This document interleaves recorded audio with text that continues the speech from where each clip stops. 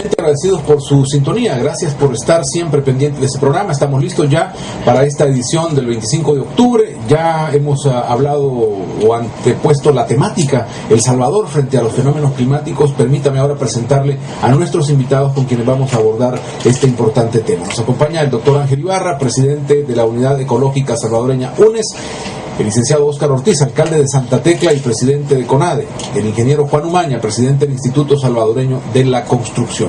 Muchísimas gracias por estar esta noche con nosotros. Bienvenido a Foro País. Doctor Ibarra, gracias por estar con nosotros. Buenas noches, muchísimas gracias, Rafael. Alcalde Ortiz, bienvenido, un gusto. Muy buenas noches, Rafael. Felicitarte por este programa tan importante y por supuesto un saludo a Juan y a Ángel, con quienes estamos compartiendo sobre este importantísimo tema de carácter nacional.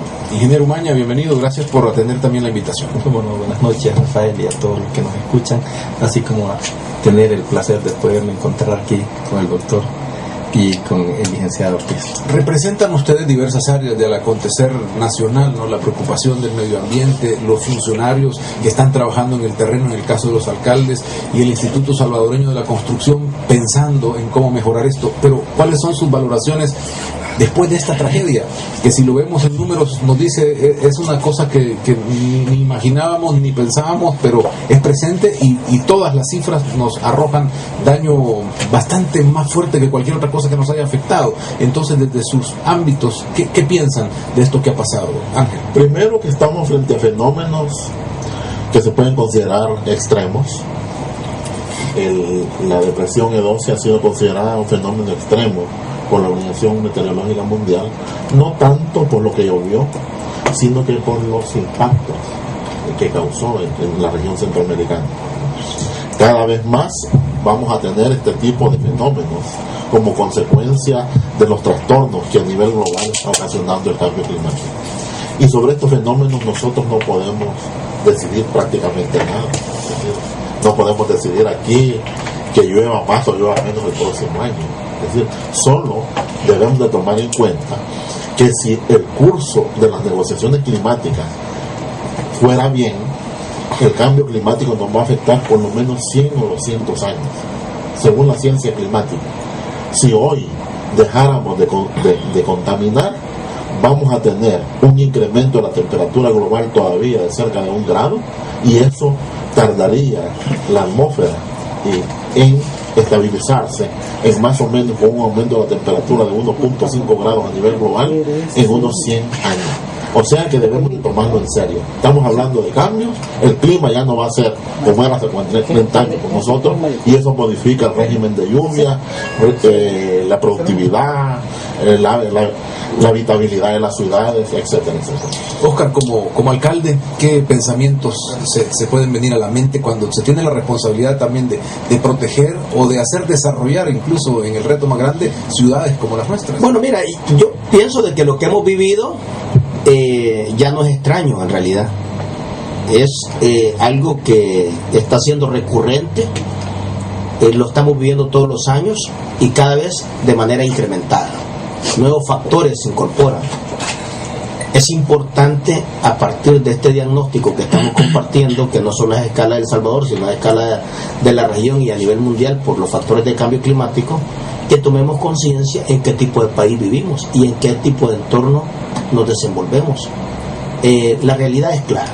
El Salvador, históricamente y ahora, es uno de los países con mayor nivel de vulnerabilidad, incluyendo el tema, hasta si quieres ponerlo de esta manera, hasta la geografía salvadoreña ya es altamente vulnerable, y le incorporamos el factor social y le incorporamos otros factores que agravan la situación, pues entonces creo que nosotros lo que tenemos que estar conscientes es que vivimos en un país altamente vulnerable, y cómo responder de una manera más responsable es primero estar consciente de ello, porque si no estamos conscientes de esto, vamos a seguir actuando como si nada pasara, o como si nada va a pasar. Lo cierto es que todas estas cosas que estamos viviendo van a volver a pasar, e incluso en este año y el próximo de manera mucho más complicada. Todavía no termina ni siquiera la época lluviosa. Bueno, hoy podríamos llegar hasta noviembre. digamos que hoy,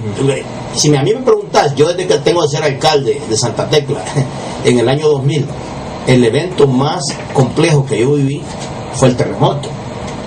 Fue un evento distinto al que hemos tenido, porque ahí en cuestión de 45 segundos provocó todo lo que nos dejó el terremoto, y que uno no puede tener un terremoto.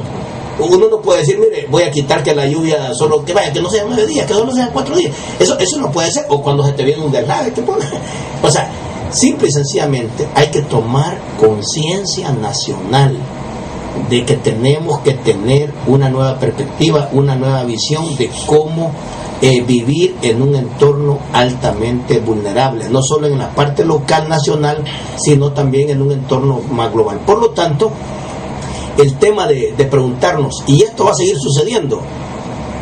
La respuesta es sí, va a seguir sucediendo. Por lo tanto, hay que prepararnos de una manera distinta, hay que actuar de una manera distinta y hay que proceder de una manera distinta. Y eso implica lo que vamos a ver más adelante, me imagino, que es cómo ir construyendo políticas públicas locales, políticas públicas nacionales, cómo construir políticas públicas de Estado, cómo generar un nuevo concepto de educación ciudadana para entender que la relación entre desarrollo humano y naturaleza tiene que ser cada vez más equilibrada. En ese otro punto está el de la ingeniería, la construcción, el talento, y algunos dicen menos discurso y más ingeniería para enfrentar esto. Juan, ¿qué pensamiento viene a ustedes desde el Instituto de la Construcción?